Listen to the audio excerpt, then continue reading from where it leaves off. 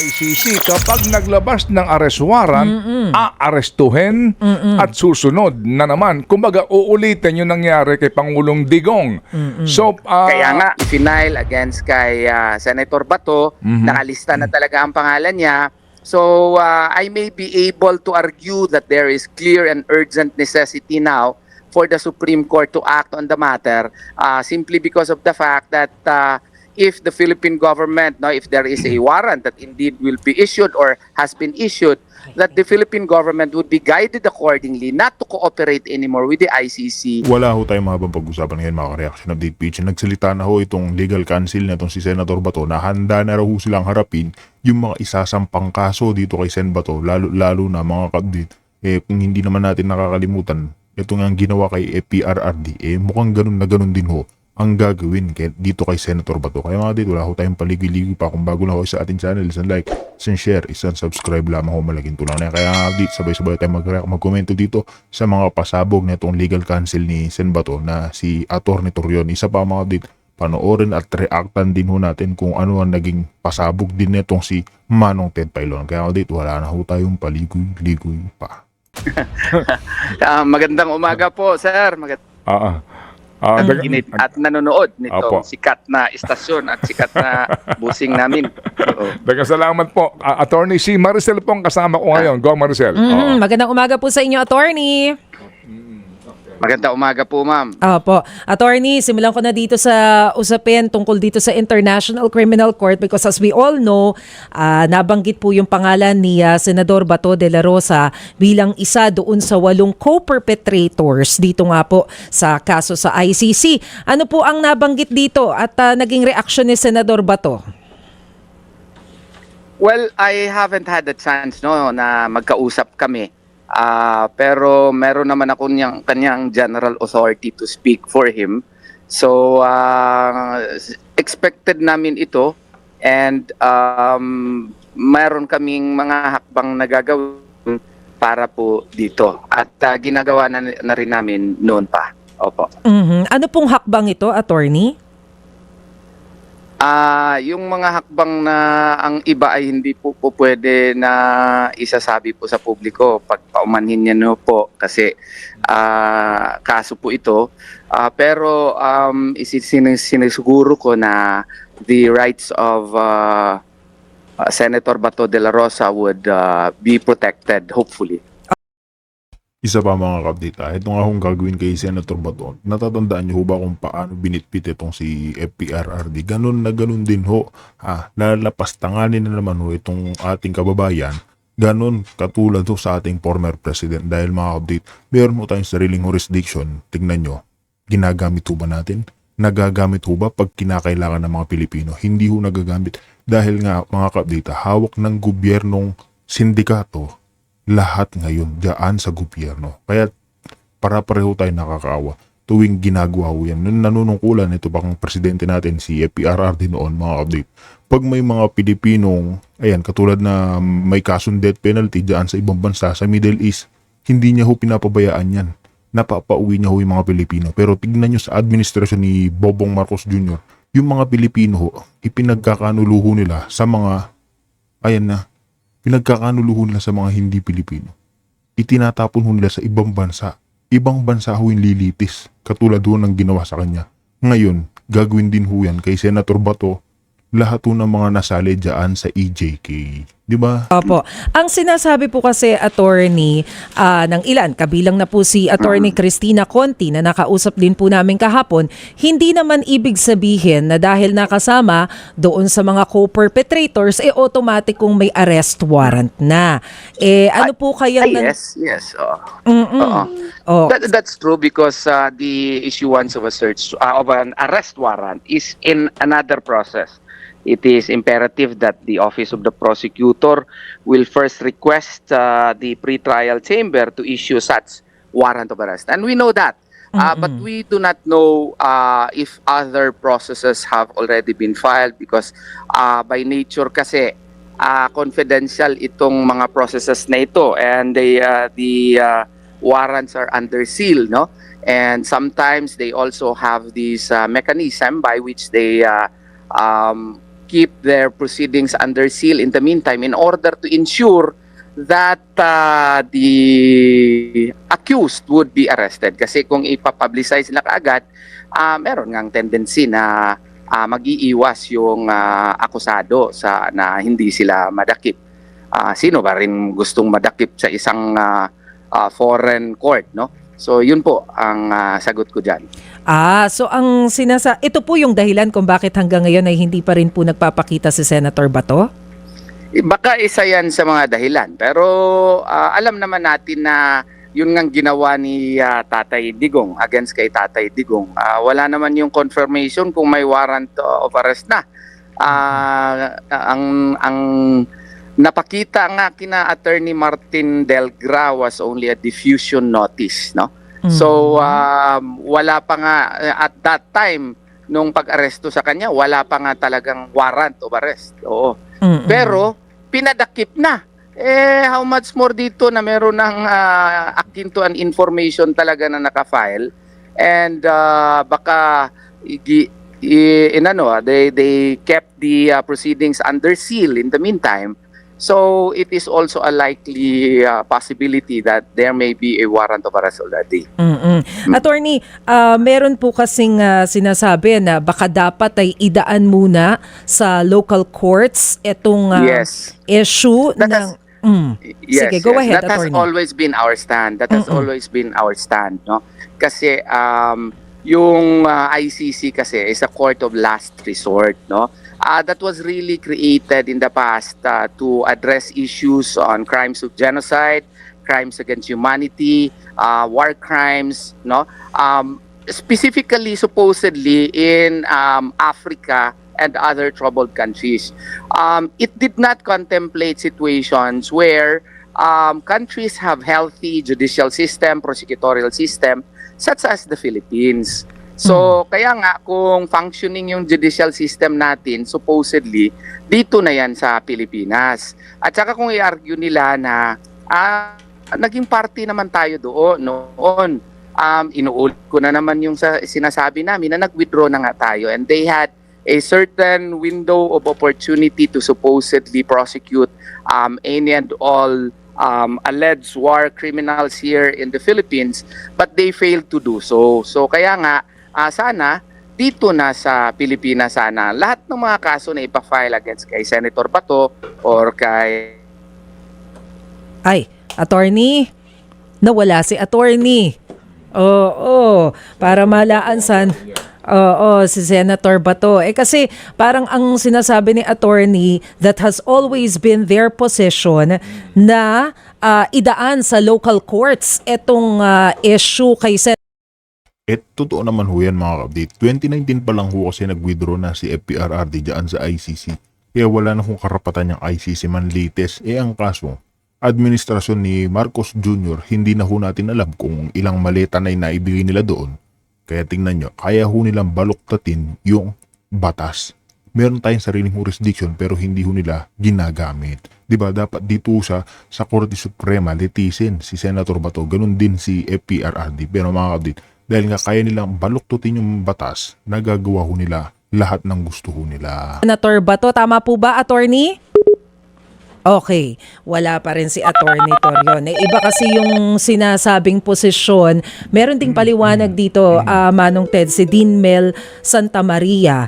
Doon sa ipinupunto na kahit pa nag-withdraw ang Pilipinas sa Rome Statute, meron daw Supreme Court decision sa Pangilinan versus Cayetano na dinidebunk na ang puntong ito. At sinasabi daw ng korte na yung ICC ICC retains jurisdiction doon sa lahat ng naging aksyon ng pamahalaan hanggang noong March 17, 2019. Kung kailan naman, miyembro pa. Kumbaga, lahat ng mga pinaggagawa mo nung panahon na miyembro pa, ang Pilipinas sa ICC, yan, counted pa kumbaga. Counted Sige, pa. balikan na natin si Attorney Torion. Attorney, sorry po, naputol po tayo. Yes. Papunta sige. kasi ako sa nagbabiyahe ako papunta airport. Akala ko papunta kayo kay Senator Bato.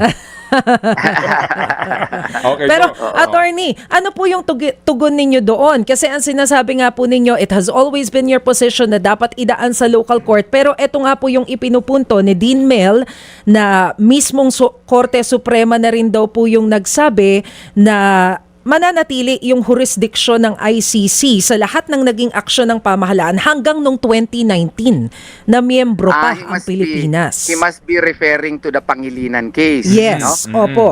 But that Pangilinan case is not on all fours with the situation vis-a-vis Rodrigo Duterte and Ronald De La Rosa. It never, discussed a situation where a Filipino, is going to be tried after the fact. No, wala po dun. And ang sa amin naman, meron kasing express provision na any and all cases that should be filed vis-a-vis the membership of the Philippines within their own statute should have been done within a time frame. So, hindi po nagawa 'yon ng prosecutor. 2021 na nila i-file yung kaso. 2019 tayo effective na wala na sa jurisdiction eh. So lampas na po yung ginawa ng prosecutor's office. So, dapat ang local jurisdiction na ang mag-assert dito kung meron mang mga kaso. So, yun po ang aking tugon doon. Opo. Sige, anyway. Opo. Yun So, po. Ang maganda siguro dyan, para magkaroon ng siguro magandang discussion yan, intellectually and academically, pwede kami siguro, kasi din ng law school si Dean Mel, pwede namin pag-usapan yan in a, what you call this, clear, with clear rules, in an academic debate, para mapag-usapan at malaman po ng Filipino people, so that there can be a healthy discussion on the matter. Sige po. Not Anyway. to challenge anyone, but for healthy discussion so that this issue would be resolved at the very least in the minds of the Filipino people. Okay. Anyway, so ngayon po, attorney, may pending case pa ba ang sila Pangulong Yes. Duterte at ang kanyang mga anak concerning yung pagpapadala sa dahig pending sa Supreme Court ngayon? If you remember, sir, yung nagka-problema, gahol-gahol ako magpaperma kay Tatay Digong doon po sa Velasco, yung yung harap ng Resorts World na kampo. Pending pa po yun. Sa Villamor, sa Villamor. Yeah, Villamor Air Base. Pasensya na, taga Davao kasi ako. So, Villamor Air Base. So, nag-file tayo ng petition for certiorari kasi at that time, hindi pa naman sila nadakip. So, we filed that petition on the ground that there was grave abuse of discretion amounting to lack or excess of jurisdiction concerning the continued cooperation on the part of the Philippine government despite the fact that we already withdrew from their own Yes, sir. statute. As you said so, pending earlier. po yun. Pending pa rin. Po yun ngayon. Tapos, sa pag-issue ngayon ng yung itong latest information ngayon na naka-charge na nga sila at saka 8 other co-perpetrators, magpa-file po ako either ngayong araw or tomorrow ng very urgent manifestation kasi dito klarong-klaro na po na may information na charge na i-file against kay Senator Bato. Nakalista na talaga ang pangalan niya.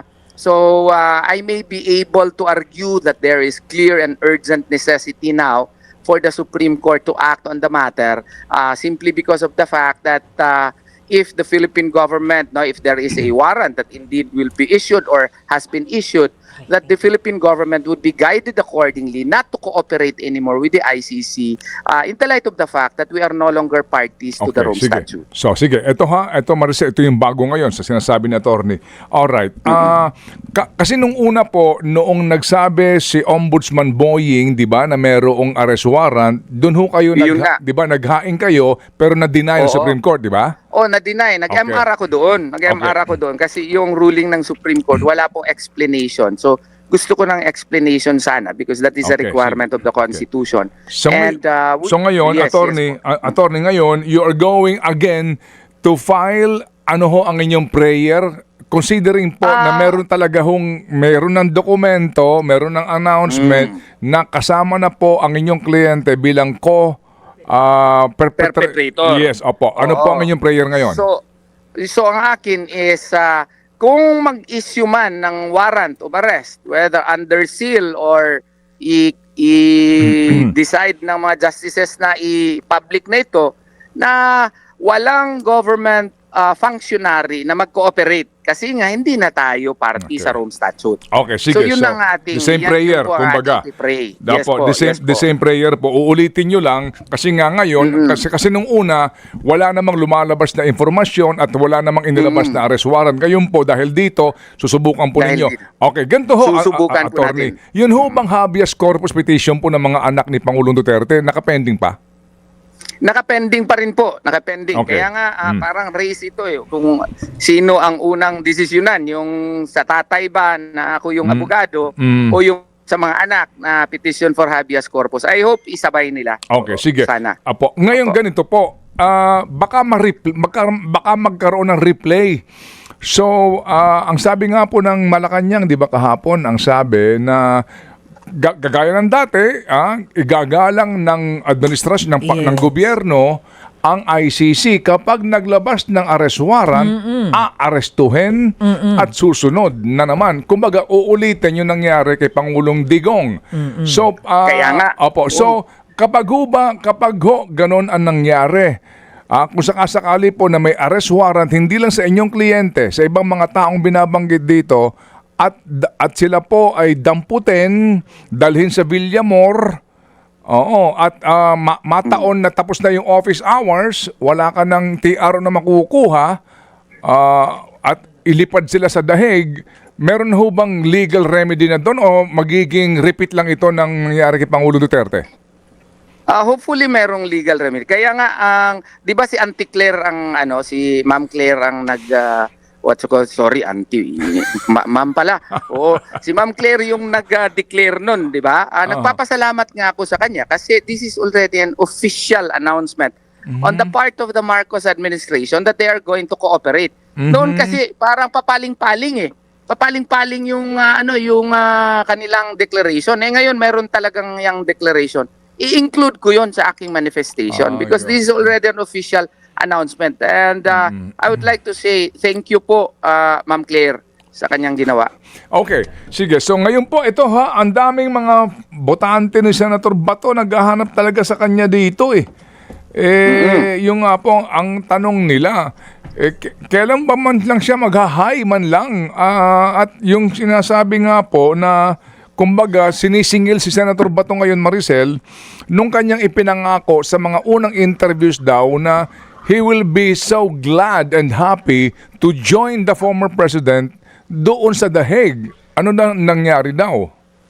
Well, I think the real supporters of the good senator would understand that the first rule of nature is the rule of self-preservation. When your right to security, right to life, right to liberty is at stake, there is no other option except to protect the same. So, kaya nga, ang sinasabi natin, yung right to liberty na niya, right to life, right to and freedom na niya ang naka at stake dito. So sana maintindihan nila itong ginagawa ng ating mahal na senador. And ang problema kasi dito, yung papaling-paling na policy nitong ating administrasyon. At saka meron na kasing president dito na ang ating former president mismo ay kinidnap na nga na hindi man lang dinaan dito sa ating korte. So I hope and understand. I hope that the real supporters of Senator Bato and his nemesis and his political opponents also would understand that what is at stake here is his self-preservation, right to self-preservation. Yun po. Sige. So Maricel, pasalamat ka pa. Hindi, Salamat po, attorney, pahabol lang Kailan kayo huling Yes po. nagkausap ni Senator Bato? Meron ba kayong regular discussions? No. I discuss with his family often and yun po.